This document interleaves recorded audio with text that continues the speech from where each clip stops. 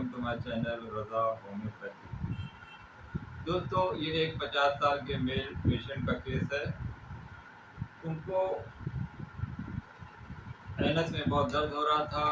उनको बाथरूम करने के बाद, उनको स्टूल पास करने के बाद उनको बहुत तेज़ दर्द हो रहा था। मेरे पास आए कि डॉक्टर साहब मुझे इसकी दवा दीजिए, एक हफ्ते से मुझे फाइल्स में दर्द हो रहा है।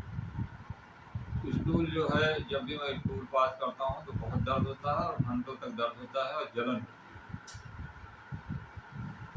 तो आप मुझे जल्दी से अच्छी दवा दीजिए, मुझे जल्दी दर्द में आराम मिल जाए। मैंने पूछा ये कब से हो रहा, तो एक हफ्ते से बताया उन्होंने। मैंने कहा क्यों, ऐसा क्या हुआ, क्या खा लिया था आपने? मैंने कहा मैं घर का जो आम खाना होता है वही खाता हूँ।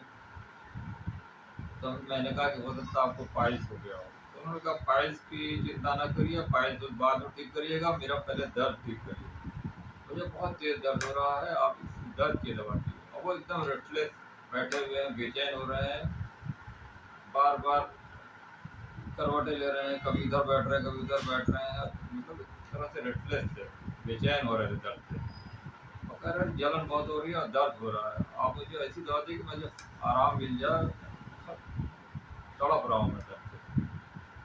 आप बाकी जो इलाज है, जो सिम्टम है, जो आपको पूछना है वो बाद में पूछिएगा, पहले आप मुझे कोई दवा ऐसी खिलाइए या दवा दीजिए कि मुझे दर्द में जल्दी आराम मिल जाए।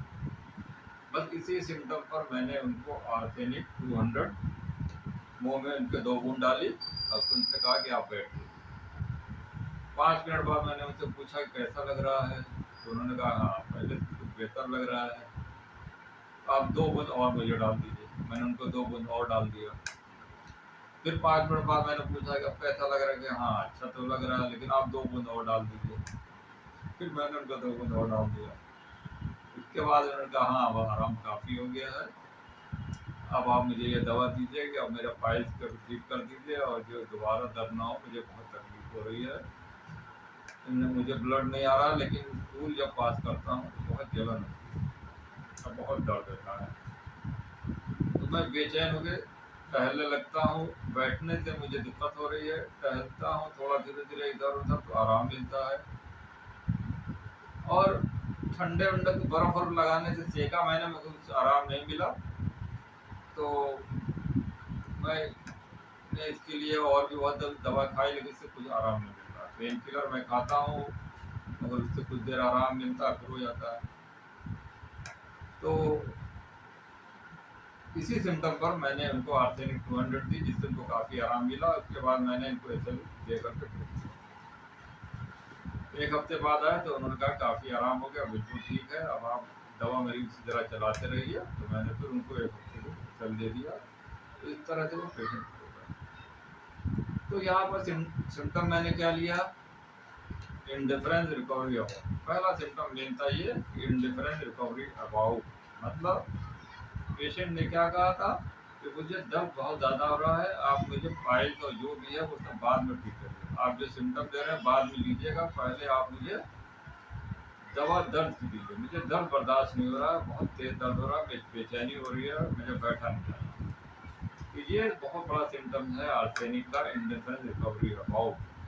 दर्द को लेके ही वो चिंता रहता है। दर्द जब उसको बहुत ज़्यादा होता है तो बेचैन होता है, वो घबराने लगता है, इसकी सांस फूलने लगती है। Anguish with pain, anguish with moving from place to place, anguish with restlessness।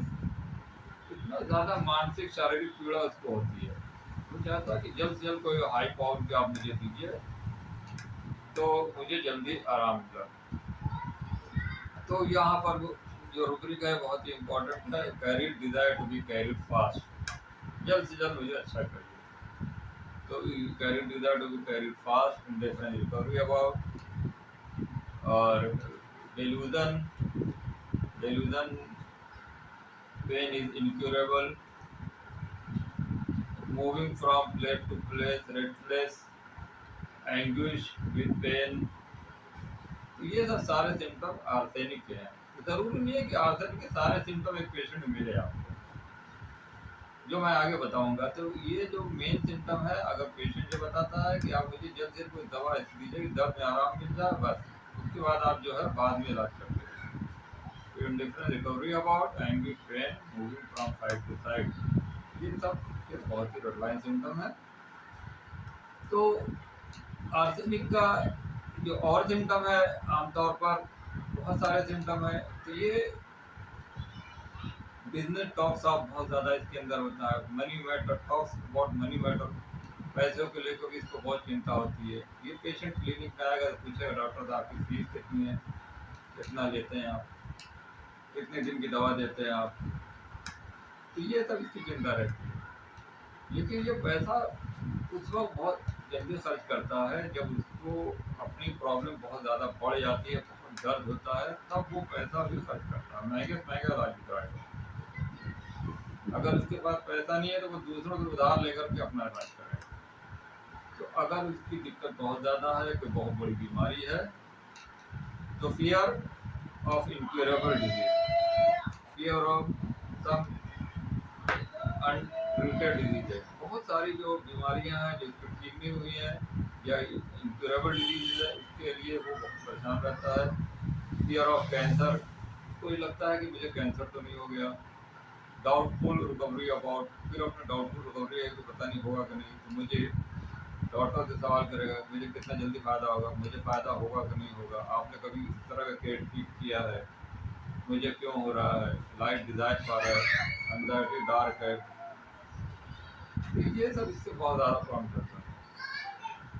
ये केयरफुल में भी है, anxiety about family, anxiety about friend, anxiety about people surrounding, जितने लोग हैं उनकी सबकी चिंता करता है। लेकिन ये पैसे की लेकर के इसकी ज़्यादा चिंता होती है। ये डर होता है कि कई बीमारी की वजह से मेरा ज़्यादा खर्चा ना हो जाए, इसलिए ये पहले केयरफुल बहुत रहता है। इसके अलावा ये बच्चों को केयरफुल रहेगा, खाने पीने में बहुत ध्यान देगा। टॉक्स ऑफ वेल्थ हो गई, टॉक्स ऑफ वेल्थ, ये सब भी इसके बहुत ज़्यादा सिम्टम है कि हेल्थ के लेके बहुत टॉक करेगा। इसकी ये सोच होती है कि अगर आपका शरीर सही है या आपके पास वेल्थ है, दौलत है, तो दुनिया आपको पीछेगी। ये इस तरह के वर्तन बहुत आर्सेनिक है कि जिसके पास पैसा है भैया उसी को लोग दुनिया को, या जिसके पास सेहत है, शरीर है, उसको लोग दुनियादार। तो इसलिए ये अपने को हेल्दी और वेल्दी दोनों रखना पड़ता है। फैमिली को भी एंजाइटी बहुत ज़्यादा होती है, बिजनेस की एंजाइटी होती है कि कोई बीमार न पड़ जाए, इसलिए ये केयरफुल पहले रहेगा, बच्चों को ध्यान रखेगा, फैमिली का बहुत ज़्यादा ध्यान रखेगा। अपनी रिपोर्ट भी पूरी लेकर के आएगा, बहुत ही अच्छे से रिपोर्ट फाइल डॉक्टर के पास दिखलाएगा कि डेट बाय डेट की पूरी रिपोर्ट रहती है। उसकी रिपोर्ट देख कर के भी आप धन जाएंगे कितने अच्छे से वो सजा कर रखता है। ये इसका फार्टिडियस है। फार्टिडियस भी आर्सेनिक का बहुत ही रेड लाइन सिम्टम्स है, इसको भी आप नोट कर लें। तो ये काम को लेके बहुत ही साफ सुथरा होता है। घर के अंदर अगर कोई सामान इधर उधर है तो वो बहुत गुस्सा करता है। इरिटेबल, पीविश, ये सब बहुत ज़्यादा चिड़चिड़ाहट होती है काम को देख के। अगर ये सामान प्रॉपर जगह पर नहीं है तब तक ये परेशान रहता है। तो irritable when things are not in proper place, restless until the things are in proper place. तो तब तक बेचैन रहेगा जब तक वो सामान अपनी जगह पे न रखा हो। इसीलिए वो बच्चों को, फैमिली को, सबको डांटेगा कि जो सामान जहाँ से उठाया है, मोबाइल जहाँ से उठाया वो वहीं रखो, जो टॉवेल आपने बिस्तर पे क्यों छोड़ दिया, टॉवेल को आप बाहर टांगो। तो ये सब इसके बहुत ही प्रोमिनेंट सिम्टम्स हैं। तो जो जूता आप बाहर से पहन के आ रहे हो वो कहीं साइड में उतारो, घर के अंदर दूसरे कपड़े पहनो।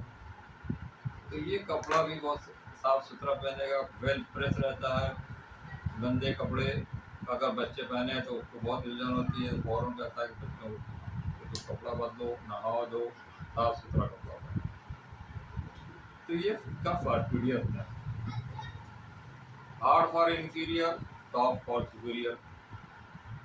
ये जो इसके हिसाब से जो इसको लगता है कि उनके नीचे हैं तो उनके लिए बहुत हार्ड हो जाता है, और जो उससे ऊपर की पोस्ट हैं वो उसके लिए सॉफ्ट हो जाता है। इसलिए डॉक्टर के पास ही आएगा तो बहुत ही अच्छे से बात करेगा, बहुत ही इज्जत से बात करेगा, इम्प्रेशनेबल है, ये दिखलाता भी है अपना हाइडिंग कंप्लेन, अपनी कंप्लेन को हाइड करता है, मुस्कुरा मुस्कुरा के बताएगा। अगर उसको दर्द भी हो रहा है तो वो चेहरे पे शो करेगा मुस्कुरा करके। लेकिन जो वो छुपाता है, हाइडिंग करता है, तो उसकी ये दिक्कत दिख जाती है। ये बहुत बड़ा सिम्टम है। अगर पेशेंट को देख करके आपको ये लगे कि ये बीमारी को छुपा रहा है, हाइड कर रहा है, तो तकलीफ बहुत ज़्यादा है। इसलिए कि इम्प्रेशनेबल है, अफेक्शनेट है, तो इस वजह से इसको आप देख करके भी दवा दे सकते हैं कि कोई चीज़ आदमी जब छुपाता है तो वो दिख जाती है। तो ये अगर दिख जाती है तो वहाँ पर आप आर्सेनिक जरूर दें। इसके अलावा जो इसका symptom aggravation mid day mid night में होता है। ये क्या मतलब है? मिड डे मिड नाइट इसलिए होता है कि इसको ये डर लगता है कि मिड डे अगर रात में कोई दिक्कत हो गई तो फिर मैं कहाँ जाऊँगा।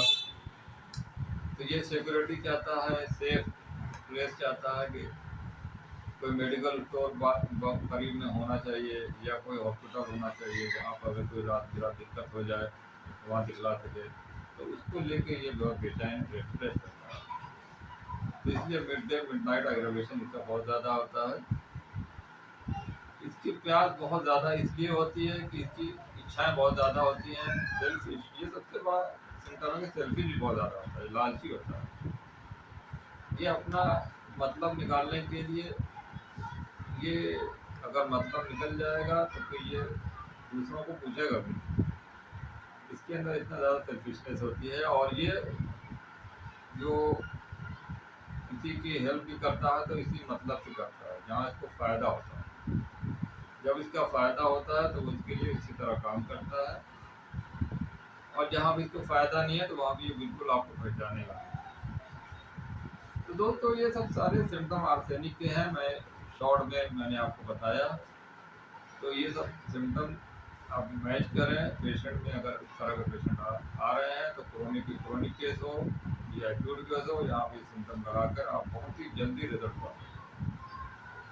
तो आर्सेनिक को हमने आजकल 30-200 दोनों में बहुत अच्छा काम करती है। अगर आप सिंगल डोज देंगे तो बेहतरीन काम करती है। सिंगल डोज देने के बाद अगर ज़रूरत हो तो 10 मिनट 5 मिनट के बाद रिपीट करें। अगर पेशेंट को इम्प्रूवमेंट शुरू हो गया तो दवा को रोक दें और वो फिर पेशेंट धीरे धीरे क्योर हो जाएगा। दवा को बार बार रिपीट नहीं करना है, इसलिए कि होम्योपैथिक दवा सिंगल डोज देने के बाद ही ये किसी भी बीमारी को जड़ से ठीक करता है। इसलिए हमेशा पेशेंट रखना है। जब भी दवा देना है सिंगल डोज देके इसको छोड़ दें और उसके बाद इम्प्रूवमेंट होता चला जाएगा, डे बाय डे इम्प्रूवमेंट। तो दोस्तों ये वीडियो पसंद आया हो तो लाइक करें, शेयर करें। जिन लोगों ने चैनल को सब्सक्राइब नहीं किया तो प्लीज़ सब्सक्राइब करें। Okay, thank you. We have